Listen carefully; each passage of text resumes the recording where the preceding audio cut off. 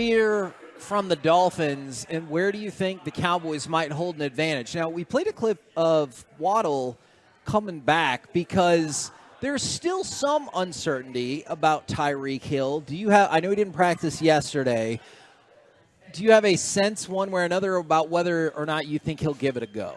The chatter out of Miami seems to be that he's going to give it a shot. Okay. Now, the reality of what that means and intending to give it a shot, it's the old Mike McCarthy line. We hear it every Monday. You ask him about somebody who's injured, he's got a good shot to play. He's got a good shot. Like that's just in general kind of a throwaway line, so you don't know how much you can buy on that. But I would anticipate my line of thinking right now is that he's going to play. And he did come back to practice today, and McDaniels said, we're just trying to make sure that we have all cylinders go. So something could happen there, or, you could see how your ankle responds tomorrow. But to your point, if he's in the game, I fear Tyreek Hill, and we'll see what level he's at. Yeah, absolutely. I think that's exactly what it is. You're 80% of Tyreek Hill is faster than 80% of the league. Yeah. So yeah, and the way that they get him open, the way they get him the opportunities is something that can strike fear in you too. Yeah. I think he's playing. Like that's just kind of the way I feel about it. I think he sees that MVP sign still, and he sees that goal. You think it's that or the record? I think he wants that's what I said. The goal. Okay. And I'm sorry, the record. I think he wants that as well, and I think he thinks if he gets that gives him an in for that too. But I think he wants that pretty bad. I did Cowboys crosstalk last night with Nick Eatman, Nate Newton, and we had Larry Brown on. Oh. And we were talking about how you would approach Larry Brown, obviously a Super Bowl MVP. Had some great stories. If you want to go back on the Odyssey app, listen at 7 o'clock last night. He had a point talking about how you defend Tyreek Hill. Because we were asking, when you got speed like that, how intimidating is that? Or you just kind of on your heels directly at the snap? And he's like, you know what? At times, those guys who are fast like that, they're almost easier to defend. He's like, because they're so used to just getting by with their speed and running right by you that when they don't, you can make them physical. He said you can make them uncomfortable. He's like, get up in their face. He's like, jam them, hit them, knock them off. That can really disrupt guys like that. And I know you can go back to they had practice tape. But that's what the Patriots did to Isaac Bruce and Torrey Holt in that Super Bowl was they got in their faces and got physical. Ty Law had the famous line. He said, I've never seen anybody win a 40-yard dash with somebody standing in front of them. Yeah. That is a good line, man. What about – because I've been really curious about this. You've been a proponent of this guy for most of the season. What about Tua? What's the fear level for Tua? Because – he's been in the MVP conversation now that he stayed healthy. He was in the conversation last year, although I know he got hurt about, midway through the season. What's your concern level about Tua? This sounds so offensive on its face, and I genuinely do not mean it to. It's meant as a compliment. It really is. But, we always talk about, somebody is the off-brand or the generic whatever or the Wish brand whatever, right? Like we make that joke all the time. I feel like Tyreek Hill, or not Tyreek Hill, I feel like Tua is the name brand, high-quality version of Jimmy Garoppolo. Okay. Wow. I think he's better.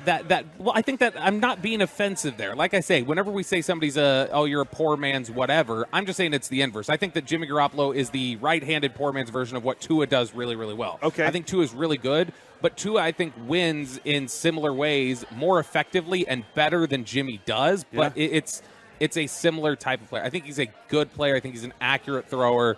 I think that things do have to be just about perfect for him to really excel. I think it's tough if things are, a little outside the norm, if things are disrupted for him a little bit, he can struggle. Yeah, I will add, I understand that part. I think the other thing they have is I don't think Jimmy Garoppolo really felt that he was the guy. I think he was kind of told he was the guy a lot. Tua thinks he is. Tua, I think Mike McDaniel spends so much time telling him how great he is and telling him he's the dude and telling him all these things. And it's not just the video we saw last year. Kevin, this does go to the Hard Knock stuff that I'm watching right now.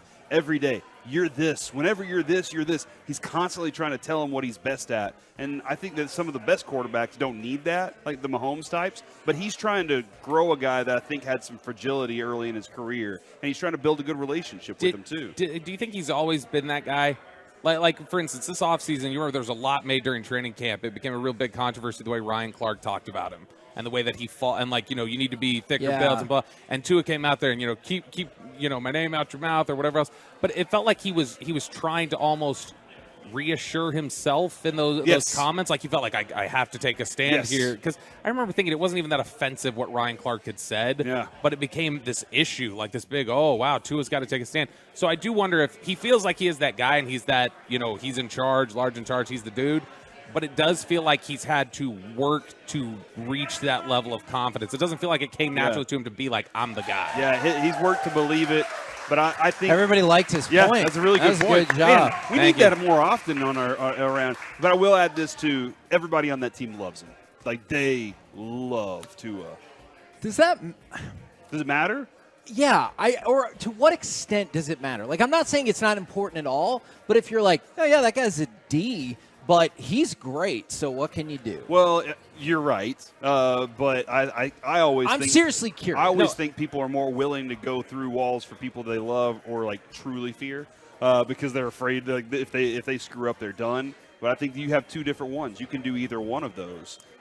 It's interesting because, I mean, we've got a long history of is Tom Brady like the most inclusive, like, hey, I got you, buddy type of teammate? Yeah. No. But you knew where you stood with him. Right. Was Aikman? No. But at the same time, there's a fine line where if you are difficult to deal with or whatever. Look, this is just flat out putting it out there. It's been years now. I don't think that this is a surprise to anybody. You guys have probably all heard the same sort of stuff behind the scenes.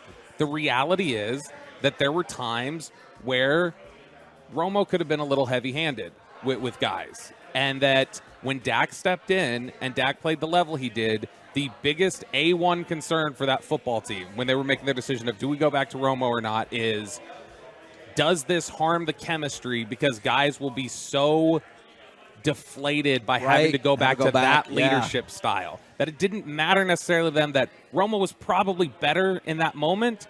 What mattered more was Dak was better for the morale of everybody else on that offense, that it didn't matter that you were necessarily getting a better quarterback. You were getting a worse offense potentially because of what it would do to morale. So I do think it matters, definitely, in instances. Now, we've talked a whole lot. Dude, if we're talking about players that I fear from the Dolphins, I hope this makes sense. Oronde Gadsden. We've talked a lot about their passing game. Did he play? Okay.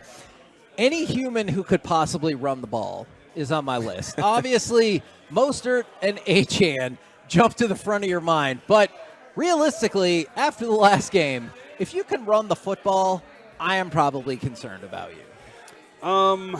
Yes. But I think it goes back to what we discussed right out of the gate this morning. Can you tackle?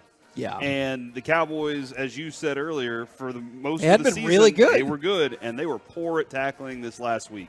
And, Bobby, I don't know why. I have no clue if it was lack of effort, lack of desire, or if they were just caught off guard on every single one of those runs. But they could not tackle at any level, front level, back in the backfield. They just could not do it. Edge, and so that's where I'm like, okay, as long as they can do that, I feel comfortable with trying to stop this run game because it might not be break loose for 20, 25-yard big runs all the time.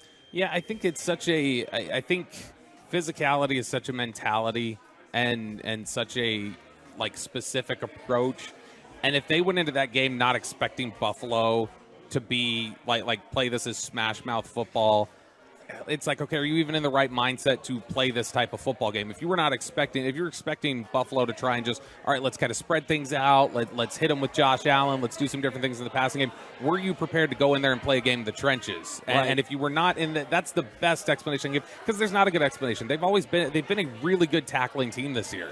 And it was they had been the best in the league. And it wasn't like it was some sort of they're sleeping on the Bills. Everybody knew who the Bills were going into this and knew they were a very talented team. They were underdogs, yeah. There was a ton of talk leading into this game about what Buffalo was and what they could do to the Cowboys that I don't think that surprised them. I think the style of play they came out there and hit them with was a little like, all right, this is not what we were expecting. We were expecting a little more finesse. But I will say, and just listening to Broadus a little bit yesterday, and then kind of watching what I've been watching, Bobby, I think it's not the guys on the defensive front that I'm most concerned about. It's the guys on the linebacker spots and in the secondary stepping up to make that stop, because they're going to do a good job of creating a 5-yard space for Mostert or Achane to be into. And it's whether, like, can your defensive front squeeze that hole tighter, but it's can those guys at the second and third levels make the stops whenever they get to that spot. That's where the Dolphins make their money, man, is that next level. They're really good at blocking down. Can they do it with a hodgepodge patchwork group of offensive linemen? Which, I mean, look, they don't get a lot of pressures on them, and they don't get a lot of sacks on them, but part of the reason could be Tua gets rid of the ball quickly, which we talk about as a good thing, but it's not always a good thing. If you can prevent these deep plays from even starting to materialize because you're harassing him with pressure and he's got to get rid of the ball, that feels like a huge key to being able to win this game. I mean, look, Dak was getting the ball out faster than he ever has in his career the first 5 weeks of the season, and the offense was not good. Yeah. Like, we all walked away from that saying that's not an offense that looks like it's going to threaten anybody in January. And so, getting the ball out quick is not always a big plus in your favor. You absolutely want to get – I mean, look, the biggest plays – I can't remember what the exact time is. I think they said it's 2.37 seconds or something on average, is that if you get past that window, that's where chunk plays typically happen. And so whether it's because it's extended or you've got enough pass blocking to, push the ball down the field. And so definitely if you want to hit things deep down the field, you're going to need longer developing plays. So getting the ball out quicker isn't necessarily going to mean that they're abusing you for chunk plays. But you also got to remember, they're so damn fast across the board. Mm-hmm. And defensively, Christian Wilkins is somebody that, I mean, I know we've talked a lot about their offense, but this is a good defense as well. First off, that dude's personality is fantastic. I've loved Christian Wilkins since college. Like, that dude's a blast just to listen talk. But him and Bradley Chubb on that defensive front, and they're doing a good job of rotating people in and out on that. It stinks that Phillips got hurt because he was having a really good year. But watching Bradley Chubb be the guy that he was in Denver and continue to be that guy, that's why they traded for him. They went and got him because they knew he could do those things, and he's having another nice year. Their defensive front's going to try and get after Dak a lot and try to force some. You're about to say today because you're amped up for the game. Ready. I get it. I am so I appreciate ready. It's not that. on a Thursday night. Although the Cowboys had a lot of Thursday games. Yes, they have. Is there anybody, I mean, I know we're not going to stop talking about this game, but I'm just curious for this particular segment, are there any other Dolphins players that you want to throw out that you're like, I'm a little nervous about that person? No, I mean, I think we've got it pretty much covered. You know who these guys are, obviously. It's the guys there on offense that if Hill plays, I mean, you're talking about Hill and Waddle and what they can do. You're talking about Mostert and Achane and what they can do in the running game, how Tua makes it all come together. It's what they have in terms of, like Corey just mentioned, their pass rush. They generate a lot of pressure. They're in so many ways, they are really similar to the Cowboys. Not necessarily stylistically, but just the facts of who they are and where they're at in the season right now, which is people wondering, this is a really good team that beats up on bad ones. How well do they play when they're on the road? How well do they play when they're going up against some of the top-tier teams? Yep. It's something that is remarkably similar that I don't know how much credit would the Cowboys even get when people talk about you need to win a big game on the road against a good team. I feel like this is one of those games where it's like, well, except that one. Because that team I would is give you. them a lot of credit. No, but I think nationally the narrative will be, well, except that one because that team is you anyway. Like somebody had to win that, and you two are both the same team. Yeah, Kevin, I'll say I had one other person. That's Mike McDaniel. I do fear that this is a dude. What position does he play? He plays coach. Oh. I think he comes from an offensive system that you saw demolish the Cowboys already once this year.